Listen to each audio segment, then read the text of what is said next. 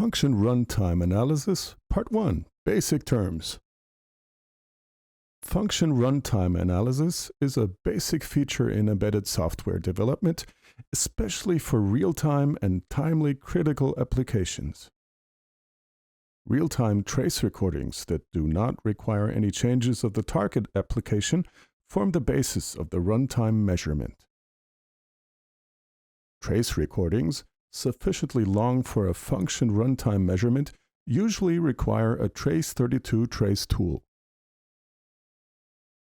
The photo on this slide shows the Trace32 trace tool for a parallel off-chip trace. Trace32 provides two types of function runtime analysis. This first analysis type, named flat analysis, shows the total time in the function, a function entry counter, and the average function runtime, calculated by dividing total by count. The second analysis type, named nesting analysis, reconstructs the full call tree.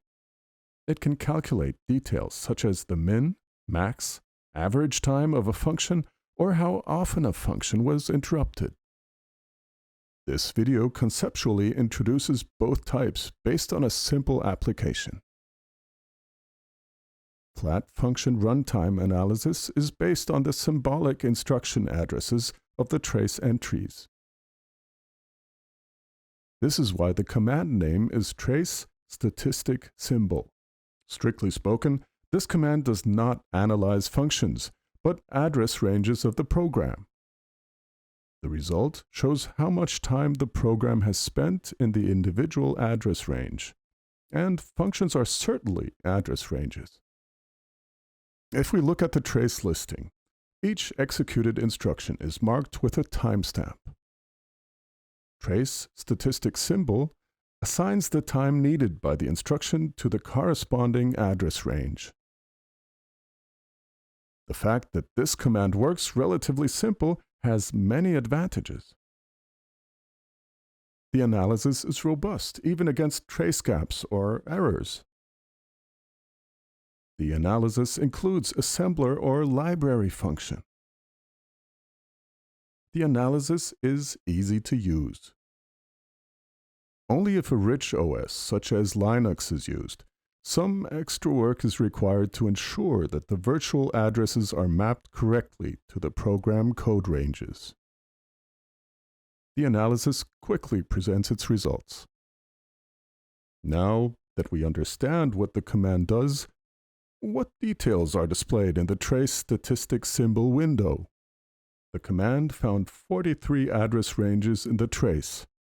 The total trace recording time is 3.210 seconds, and around 303 million address range changes are there to be analyzed. Now, what are the columns displaying? Total shows total time in the function address ranges. Count shows how often the first address of the address range was executed. Average displays the total time divided by count. Min and max display the shortest and longest time the program was in an address range. These values are only correct for leaf functions, which are not interrupted, as the following graphic illustrates. The flat analysis will get the following maximum and minimum runtimes for the function func1. The minimum runtime is not correct in this case, since the function was interrupted. Once you're more interested in details than in a rough overview, nesting analysis is the right choice. Trace32 post-processes the trace information in this case and builds up the complete function call tree, providing detailed information about the timing, as well as the structure of the program execution. For Trace32 to do that, there must be some conditions.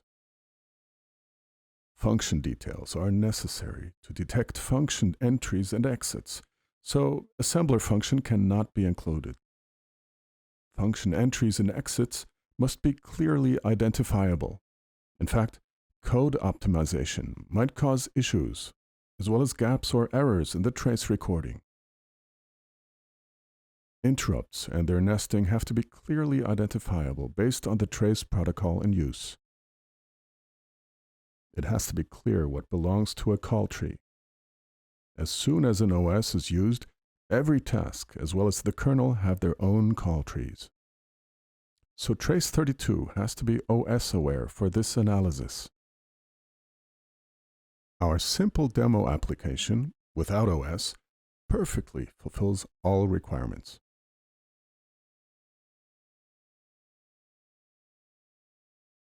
Min, max, and average now show the time spent between function entry and exit, including subfunctions and traps. Only interrupts are excluded. But this default analysis can be adjusted to your requirements by configuring a different column layout. For example, using imin, imax, and iaverage displays the net time of the function. We hope that the basic differences between the two types of analysis have become clear. But how does a nesting analysis work for a complex system? That is a multi-core system with OS. More in our next video.